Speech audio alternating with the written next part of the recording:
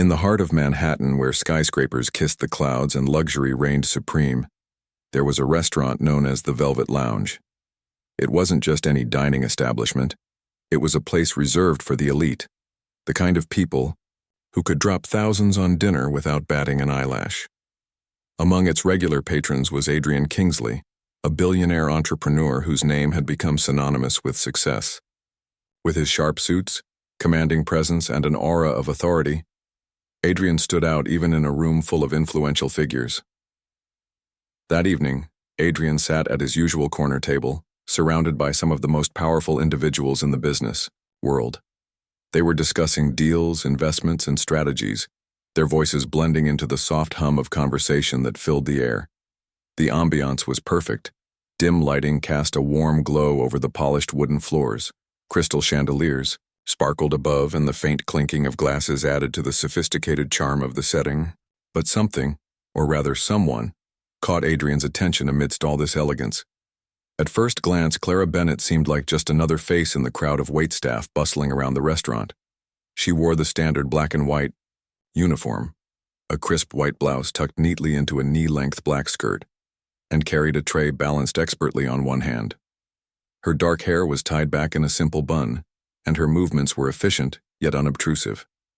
To most diners, she blended seamlessly into the background, nothing more than part of the service staff ensuring their experience was flawless. But Adrian noticed something different about her. While other servers moved with practiced ease, Clara carried herself with a quiet dignity that made her stand out. There was a certain grace in the way she navigated the tables, a subtle confidence that hinted at depths unseen. And then there was the way she kept stealing glances toward the grand piano stationed near the lounge area. It was an ornate instrument, rarely used, and often overlooked by both staff and guests alike. Yet Clara's eyes lingered on it whenever she passed, almost as if she were drawn to it against her will. Curiosity piqued, Adrian leaned back in his chair, watching her intently. He wondered what thoughts lay behind those fleeting looks. Was she admiring the craftsmanship of the piano? Did she wish she could play it? Or was there something else entirely? Whatever it was, Adrian decided he wanted to know. He prided himself on being a man of action, someone who didn't hesitate to get answers when curiosity struck. When Clara approached the table to refill water glasses, Adrian signaled her over with a curt wave of his hand. Startled, she hurried to comply, clutching the pitcher tightly. "Yes, Mr. Kingsley?" she asked, her voice soft but steady despite the nervous flutter in her chest. Adrian wasted no time with pleasantries. "You keep looking at that piano," he said, his tone direct and probing. "Do you play?" Clara froze, caught off guard by the question. She hadn't expected anyone to notice her stolen glances, let alone call her out on them. For a moment, she considered denying it, brushing it off as mere admiration for the instrument's beauty. But lying to Adrian Kingsley felt impossible. His piercing gaze seemed to see straight through her, demanding honesty whether she liked it or not. I used to," Clara admitted finally, her cheeks flushing slightly. "A long time ago." Adrian raised an eyebrow, intrigued. "Used to? What stopped you?" The question hung in the air between them, heavy with implication. Clara hesitated, unsure how much to reveal. How could she explain years of hardship, sacrifice, and dreams deferred in just a few sentences? Instead, she offered a vague response. Life got in the way. For most people, that might have been enough, but Adrian wasn't satisfied. If anything, her reluctance only fueled his determination to dig deeper. Leaning forward slightly, he fixed her with a look that brooked no argument. "Sit down and play something," he commanded, gesturing toward the piano. Clara blinked, certain she'd misheard him. "I'm sorry, sir, but I can't." "You can," Adrian interrupted, firmly, "and you will." The weight of his words left no room for refusal. Clara glanced around nervously, aware that every eye in the room was now on her. Some of Adrian's companions smirked, clearly amused by the situation. Others exchanged skeptical glances, whispering among themselves about the audacity of making a waitress perform on such short notice. Clara felt the heat of embarrassment creep up her neck. but beneath it lay a flicker of indignation. Who was this man to demand such a thing? Still, defiance wasn't an option. Not here, not with him. Taking a deep breath to steady herself, Clara set the pitcher aside and walked slowly toward the piano. Each step felt heavier than the last, as though invisible weights were dragging her down. By the time she reached the bench, her hands were trembling slightly. She hesitated before sitting, her fingers hovering uncertainly over the keys. The room fell silent, the hum of conversation replaced by an anticipatory hush. Clara closed her eyes for a brief moment, trying to block out the stares and focus on the task ahead. Memories flooded back. Hours spent practicing as a child, her father's proud smile after recitals, the joy of losing herself in music. Those days felt like a lifetime ago, buried under layers of responsibility and survival. Could she still do it? Would the music remember her? Opening her eyes, Clara placed her fingers on the keys. As they touched the cool surface, a strange sense of calm washed over her. Whatever happened next, she realized, would be entirely her own. As Clara's fingers hovered above the piano keys, the weight of the moment pressed down on her. Every eye in the room was fixed on her, some curious, others skeptical, and a few openly mocking. She could hear faint whispers, snide comments, about how a waitress wouldn't know the first thing about playing such an elegant instrument. Her cheeks burned with embarrassment, but deep inside, something stirred. It wasn't anger or defiance. It was a flicker of determination, buried beneath years of self-doubt but still alive. Clara took another deep breath, letting her hands rest lightly on the keys. For a brief second, she closed her eyes, shutting out the judgmental stares and focusing only on the memory of the music that once filled her life. The melodies she'd played as a child came rushing back to her, the way her father would sit beside her, nodding along as she practiced, his face glowing with pride. Those memories felt distant now, almost like they belonged to someone else. But they were enough to ground her. With trembling fingers, she began to play. The first notes were hesitant, almost timid, as though the piano itself needed time to adjust to her touch after so many years of silence. But as Clara continued, her movements grew more confident. Chopin's Nocturne in E-flat major flowed from her fingertips, soft and melancholic, yet undeniably beautiful. The piece had always been one of her favorites, a delicate balance of sadness and hope, much like her own life. As she played, the tension in her body melted away, replaced by a sense of peace she hadn't felt in years. The room, which had been buzzing with whispers just moments ago, fell into an eerie stillness. Conversations stopped mid-sentence, forks paused halfway to mouths, and even the waitstaff froze in their tracks. No one expected this. No one anticipated that the quiet, unassuming waitress would transform before their very eyes into a musician whose talent commanded respect and awe. The haunting melody filled the space, wrapping around everyone like a warm embrace. Even those who had scoffed at Adrian's demand found themselves captivated, unable to look away. Adrian, seated at his table, watched Clara intently. His expression remained unreadable, but there was a shift in his demeanor, a subtle softening of his features, a slight tilt of his head as if he were trying to understand what he was witnessing. He was a man who prided himself on being in control, on knowing exactly what to expect from people. Yet here was Clara, defying every assumption he might have had about her. There was something raw and authentic about her performance, a vulnerability that resonated deeply with him. It wasn't just skill, it was emotion, poured directly into the music. When the final note faded into silence, the room erupted into applause. It started softly, almost hesitantly, as if the audience wasn't sure how to react. But soon the clapping grew louder, more enthusiastic, until it became a thunderous ovation. Clara sat frozen for a moment, her hands resting on the keys, unsure of what to do next. She hadn't expected this reaction. All she'd wanted was to get through the song without making a fool of herself. Now she felt exposed, vulnerable, and strangely exhilarated all at once. Finally, she stood up, bowing quickly before hurrying back to her duties, eager to escape the spotlight. But Adrian wasn't done with her yet. Before she could slip away, he signaled her over again. This time, however, his tone was different, not demanding but contemplative. "Stay after your shift," he said simply. "We need to talk." Clara nodded, too stunned to argue. She spent the rest of the evening working on autopilot, her mind racing with questions. What did Adrian want? Was he going to reprimand her for stepping out of line, or worse, mock her for daring to think she belonged anywhere near that piano? The uncertainty gnawed at her, but she forced herself to focus on her tasks, delivering plates and refilling glasses with mechanical efficiency. When her shift finally ended, Clara approached Adrian's table with trepidation. He was alone now, sipping coffee while scrolling through his phone. He glanced up as she approached, gesturing for her to sit across from him. The contrast between them couldn't have been starker. Clara in her modest uniform, her hair slightly disheveled from hours of work, and Adrian in his tailored suit, exuding wealth and power, yet somehow the imbalance didn't feel as intimidating as it should have.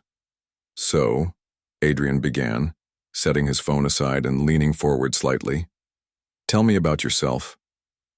Clara blinked, caught off guard by the question. "What do you mean?" "Your music," Adrian clarified. "It tells a story. I want to know where it comes from." For a moment, Clara hesitated. She wasn't used to sharing her personal life with strangers, let alone someone like Adrian. But there was something about the way he looked at her, not with pity or condescension, but with genuine curiosity, that made her decide to open up. Slowly, haltingly, she began to speak. She told him about her childhood, growing up in a small town where music was her refuge. Her father, a school teacher with a passion for classical compositions, had introduced her to the piano when she was 5 years old. By the time she was 10, she was performing at local recitals, earning standing ovations and praise from teachers and peers alike. Music had been her dream, her purpose, her identity. But then everything changed. Her father passed, away unexpectedly when she was 16, leaving her family struggling to make ends meet. Without his guidance and support, pursuing music became impossible. Bills piled up and responsibilities took precedence. Clara put away her sheet music and picked up a job application instead. Years later, she found herself in Manhattan, working long hours to support her ailing mother and chasing a future that felt increasingly distant. As she spoke, Adrian listened intently, his sharp gaze never wavering. When she finished, he leaned back in his chair, tapping his fingers thoughtfully against the edge of the table. "You have talent," he said finally. "Real talent. And it's wasted here." Clara frowned, unsure how to respond. "I don't have a choice," she admitted quietly. "Life doesn't give you many options when you're trying to survive." Adrian shook his head. "That's where you're wrong. Life gives you opportunities. You just have to take them." He paused, considering his next words carefully. "Here's my offer. I'll fund your training. Lessons, performances, whatever you need. In return, you commit yourself fully to reviving your gift. No excuses, no distractions, just music." Clara stared at him, her heart pounding. The offer was staggering, almost too good to be true. A part of her wanted to leap at the chance, to grab onto this lifeline and run with it. But another part was wary. Accepting Adrian's help felt like surrendering her independence, trading her dignity for charity. Could she really trust him? And even if she did, was it worth risking everything for a dream she'd long since abandoned? I don't know what to say," Clara stammered finally. "You don't have to decide right now," Adrian replied, his tone firm but not unkind. "But think about it. You owe it to yourself, and to that piano." With those words, he stood up, leaving Clara sitting there, her mind swirling with possibilities. The restaurant was quiet now, the last of the diners gone and the staff cleaning, up for the night. As she gazed toward the grand piano, its polished surface gleaming under the soft lights, she felt a spark of hope ignite within her, a fragile, flickering flame that refused to be extinguished. Lara spent the next few days wrestling with Adrian's offer. It wasn't just a proposal. It was a crossroads, one that could alter the course of her life entirely. On one hand, she couldn't deny the allure of returning to something she had once loved so deeply. The thought of sitting at a piano every day pouring her soul into music without worrying about bills or survival felt like a dream too vivid to ignore. But on the other hand, there was the reality of what accepting Adrian's help would mean. She'd be indebted to him, reliant on his generosity and stepping into a world far removed from the one she knew. Her mother noticed the change in her almost immediately. "You've been quiet lately," Evelyn Bennett said one evening as they sat together in their small apartment. The TV hummed softly in the background, but neither paid much attention to it. "Is everything okay?" Clara hesitated before answering. How could she explain something she barely understood herself? "I got an opportunity," she said finally, choosing her words carefully. "But I'm not sure if I should take it." Evelyn tilted her head, curiosity replacing the weariness that often shadowed her face these days.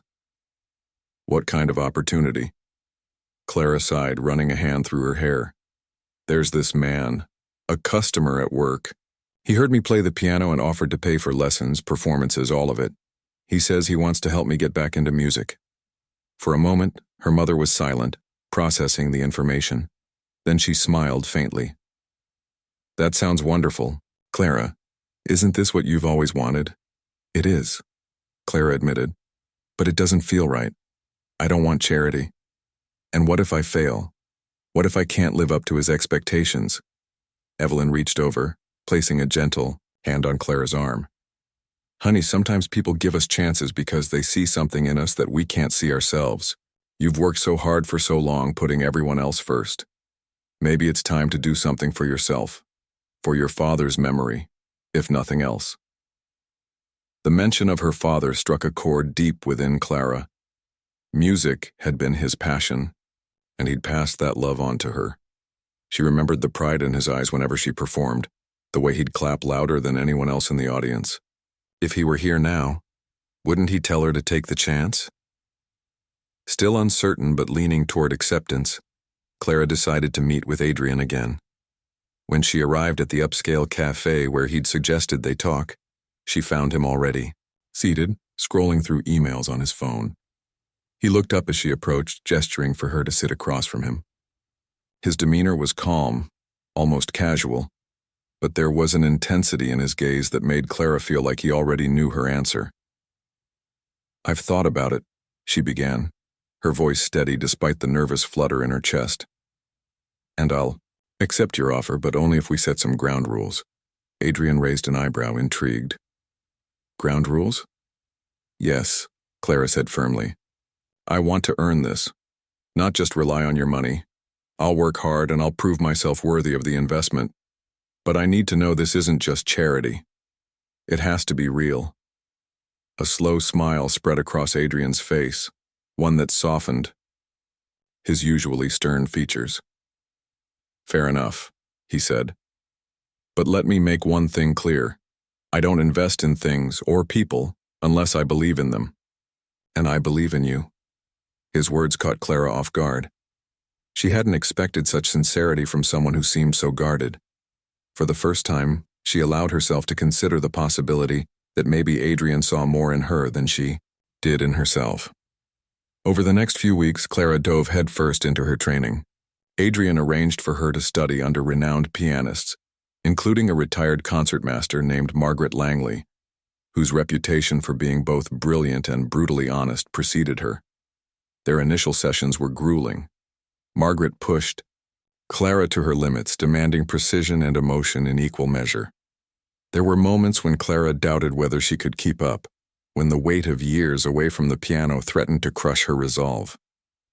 But each time she faltered, she reminded herself why she was doing this, not just for herself, but for the little girl who used to dream of Carnegie Hall. Adrian checked in regularly, though never intrusively. He attended some of her practice sessions, sitting quietly in the corner while Margaret critiqued Clara's technique.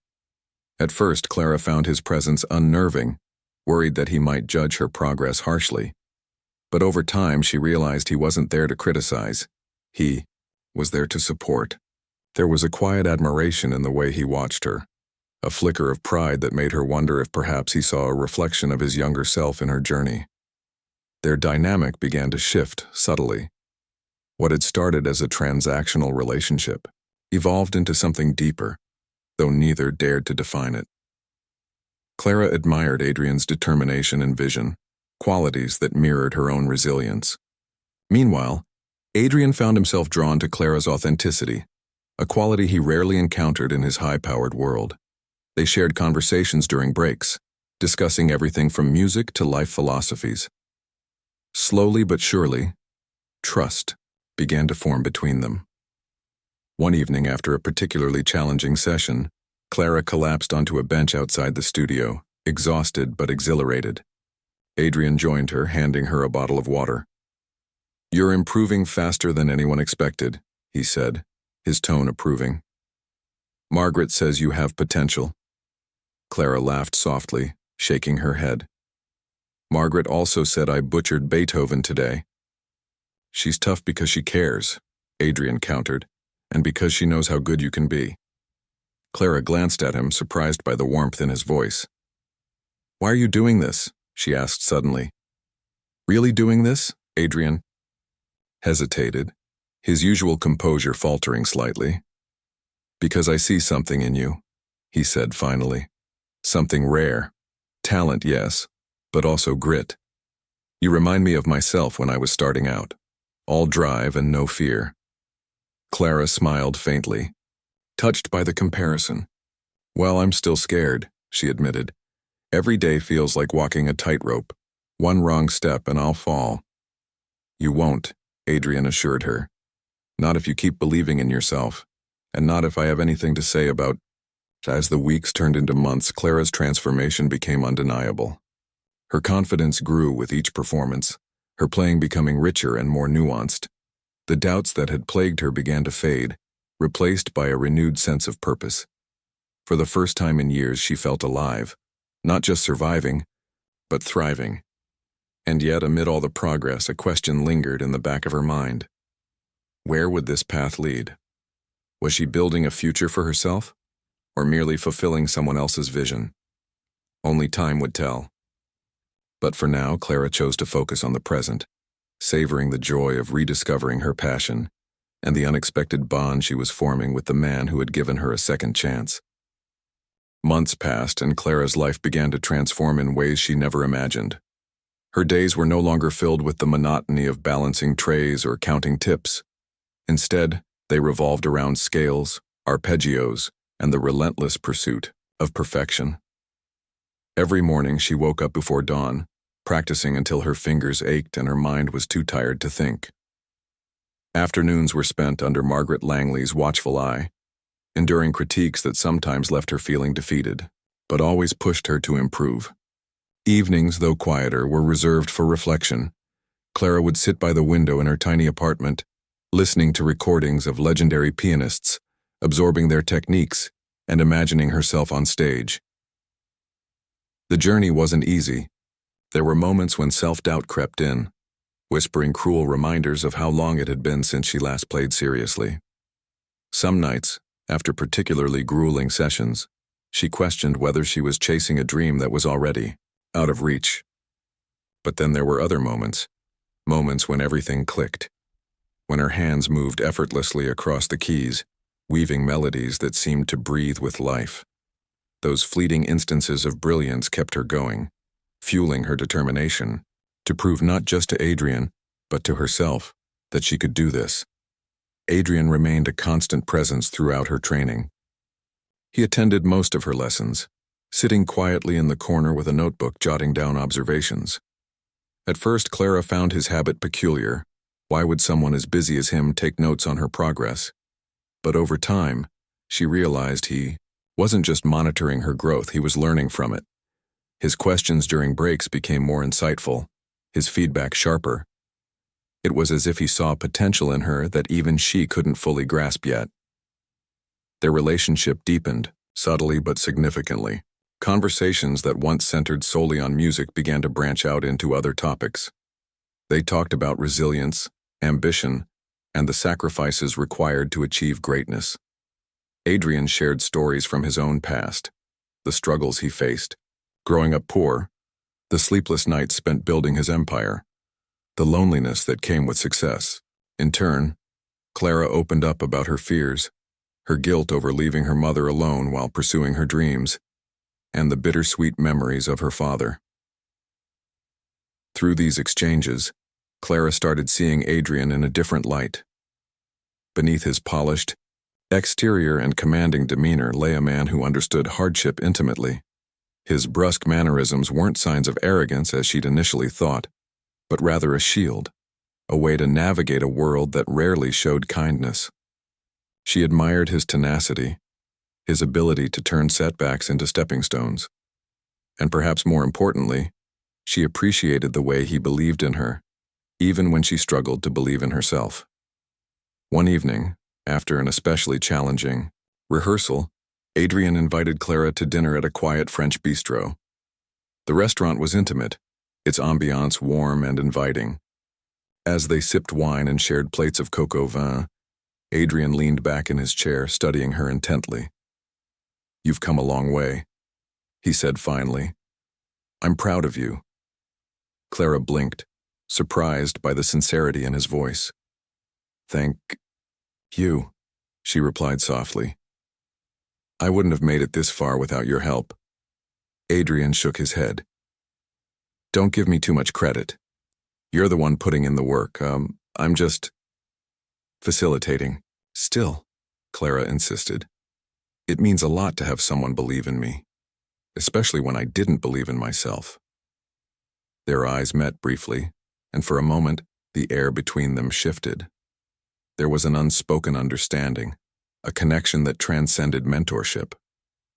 Neither acknowledged it outright, but both felt it, a spark of something neither had anticipated. As winter gave way to spring, Clara prepared for her first public performance since childhood. Adrian had arranged for her to play at a charity gala hosted by one of his business associates. The event would be held in a grand ballroom, attended by some of the city's wealthiest and most influential figures. For Clara, it was both thrilling and terrifying. On one hand, she relished the opportunity to showcase her hard-earned skills. On the other hand, the pressure to perform flawlessly was immense. The night of the gala arrived, and Clara stood backstage, her heart pounding like a drum. Dressed in a simple black gown borrowed from a friend, she clutched her hands together nervously, trying to steady her breathing. Through the curtain, she could see the sea of elegantly dressed guests mingling and chatting, oblivious to the storm of anxiety brewing behind the scenes. "You'll be fine," Adrian said, appearing beside her. His calm demeanor was reassuring, though his sharp suit and confident stance made him seem out of place among the chaos backstage. "Just focus on the music. Let it carry you." Clara nodded, managing a small smile. "Easier said than done." Adrian chuckled softly. "Trust me, I know what it's like to face a crowd that expects perfection, but remember this. You're not playing for them, you're playing for yourself, for the love of the music." His words struck a chord within her. Taking a deep breath, Clara stepped onto the stage, the spotlight blinding as applause rippled through the room. She walked slowly to the piano, her heels clicking against the polished floor, and took her seat. Placing her hands on the keys, she closed her eyes, letting the noise fade away. This was her moment, her chance to share a piece of her soul with the world. When she began to play, the room fell silent. The piece was Debussy's Clair de Lune, a hauntingly beautiful composition that captured the essence of moonlight. Each note flowed seamlessly into the next, creating a tapestry of sound that enveloped the audience. Clara poured every ounce of emotion into the performance, her joy, her pain, her hopes, her fears. By the time the final chord resonated through the hall, tears glistened in her eyes. For several seconds, there was complete silence. Then, as if breaking free from a trance, the audience erupted into applause. People rose to their feet, cheering and whistling, their admiration evident. Clara sat frozen for a moment, overwhelmed by the response. Slowly she stood, bowing deeply before hurrying off stage where Adrian waited with a rare smile. You did it, he said simply, his voice tinged with pride. Clara exhaled shakily, her legs trembling beneath her. I can't believe it. You should, Adrian replied. That was extraordinary. In the weeks that followed, Clara's confidence soared. The success of the gala performance opened doors she hadn't dared to dream of. Invitations to smaller recitals began pouring in, each one offering her another chance to hone her craft. With every performance, she grew more comfortable in her own skin, more assured of her place in the world of music. But the transformation wasn't just professional, it was personal. Clara's bond with Adrian continued to evolve, becoming a source of strength and inspiration for both of them. Though they never explicitly defined their relationship, the mutual respect and trust they shared spoke volumes. Together they were navigating uncharted territory, rediscovering parts of themselves they thought were lost. And yet, amidst all the triumphs, Clara couldn't shake the feeling that her journey was only beginning. She knew there would be challenges ahead, obstacles to overcome and doubts to conquer.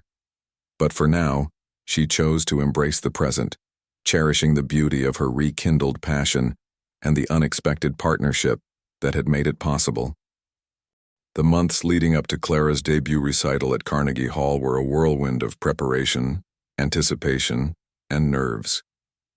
Adrian spared no expense in ensuring she had everything she needed: access to renowned mentors, private practice spaces, and even psychological coaching to help her manage the immense pressure. For Clara, the opportunity felt surreal, like stepping into a dream she had once written off as impossible. But with every passing day, reality set in. She was no longer just a waitress rediscovering her passion. She was a pianist, preparing to perform on one of the most prestigious stages in the world. Her rehearsals became increasingly intense. Under Margaret Langley's guidance, Clara dissected each piece she planned to play, analyzing every note, phrase, and dynamic shift. The program was ambitious, a mix of classical masterpieces by Rachmaninoff, Liszt, and Debussy, as well as a contemporary composition inspired by her own life. It was this final piece that challenged her the most. Writing music had never been part of her training, but Adrian encouraged her to take the risk. Your story deserves to be told, he said firmly when she hesitated. Let your experiences shape the melody. Clara poured her heart into the composition, drawing from memories both joyful and painful. She thought about her father's unwavering support, her mother's sacrifices, and the long years spent burying her dreams beneath the weight of survival. She thought about the night Adrian forced her to play the piano in front of his guests, the moment that reignited her connection to music, and the countless hours since then spent proving herself worthy of his belief. Each note became a reflection of her journey, raw and unfiltered, yet imbued with hope. As the date of the recital approached, Clara's anxiety grew. She practiced tirelessly, often staying late into the night at the studio Adrian had rented for her. Sometimes, after particularly grueling sessions, Adrian would join her, bringing coffee and listening quietly as she played through sections of her program. His presence was comforting, a reminder that she wasn't alone in this endeavor. Yet, there were moments when their interactions carried an undercurrent of something deeper, something neither of them dared to name. On the morning of the recital, Clara woke early, her stomach tied in knots. She dressed carefully in an elegant gown Adrian had gifted her, its deep navy fabric shimmering softly in the light. As she stared at her reflection in the mirror, she barely recognized the woman looking back at her. Gone was the timid waitress, who once blended into the background of bustling restaurants. In her place stood someone poised, confident, and ready to share her gift with the world. When she arrived at Carnegie Hall, the energy backstage was electric. Crew members scurried around making last-minute adjustments, while other performers warmed up in quiet corners. Clara found Adrian waiting for her near the entrance, his usual composed demeanor tinged with excitement.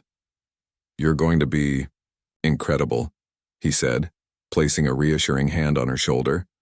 "Just remember why you're here." His words stayed with her as she took her place behind the curtain, listening to the murmur of the audience filling the hall. Hundreds of people had gathered for the event, many of whom were influential figures in the arts community. Critics, composers, and fellow musicians sat among the crowd, their pens poised to critique every nuance of her performance. The weight of their expectations pressed down on her, but Clara focused on Adrian's advice. Play for yourself. When the curtains parted and Clara stepped onto the stage, the applause washed over her like a wave. The spotlight illuminated her path to the grand piano, its polished surface gleaming under the chandeliers. She paused briefly, taking in the magnitude of the moment. Then, bowing slightly to acknowledge the audience, she sat down and placed her hands on the keys. The opening notes of Rachmaninoff's Piano Concerto No. 2 filled the hall, rich and resonant. From the first chord, Clara commanded attention, her playing imbued with emotion and precision. The concerto was technically demanding, requiring not only skill, but also stamina. Yet Clara seemed to transcend the difficulty, losing herself in the music. Her fingers danced across the keys with effortless grace, weaving a tapestry of sound that captivated everyone present. Between pieces, the audience remained utterly silent, hanging on every note. When Clara transitioned to her original composition, the atmosphere shifted. The melody began softly, almost hesitantly, like a whisper. Gradually, it built in intensity, reflecting the turbulence of her past struggles. There were moments of discord, where jagged chords clashed against flowing harmonies symbolizing the internal battles she'd fought. But eventually the piece resolved into a triumphant crescendo, a testament to resilience and renewal. By the time the final note faded, there was a collective intake of breath before the room erupted into thunderous applause. People rose to their feet, cheering and clapping enthusiastically. Clara sat frozen for a moment, overwhelmed by the response. Tears pricked at the corners of her eyes as she stood, bowing deeply to the audience. The ovation continued, waves of appreciation rolling toward her like a tide. Backstage, Adrian greeted her with a rare display of emotion. His eyes glistened as he pulled her into a tight embrace. "I told you," he murmured, his voice thick with pride. "You were born for this." Clara hugged him back, gratitude swelling in her chest. "Thank you," she whispered, "for everything." In the days that followed, reviews of the recital flooded in, praising Clara's technical brilliance and emotional depth. Critics called her performance a revelation and hailed her as a rising star in the classical music scene. Offers for future performances poured in, along with invitations to collaborate with renowned orchestras and artists. Clara's career had officially begun, and she owed much of her success to Adrian's unwavering support. Yet, as exhilarating as the recognition was, Clara knew her journey was far from over. Music had given her a second chance, a way to reclaim her identity and purpose. But it had also taught her the value of perseverance, vulnerability, and trust, not just in others, but in herself. And though her relationship with Adrian remained complex, she understood that their bond was rooted in mutual respect and admiration. He had believed in her when she couldn't believe in herself, and for that, she would always be grateful. Looking ahead, Clara vowed to use her platform to inspire others. She wanted to remind people that it's never too late to chase your dreams, no matter how distant they may seem. Life, she realized, is full of unexpected opportunities, sometimes disguised as challenges or even demands from unlikely sources. All it takes is courage to seize them. And so Clara Bennett stepped fully into her new role as a musician, carrying with her the lessons of her past and the promise of her future. With each performance, she proved that music has the power to heal, transform, and connect us. All it needs is someone brave enough to let it sing.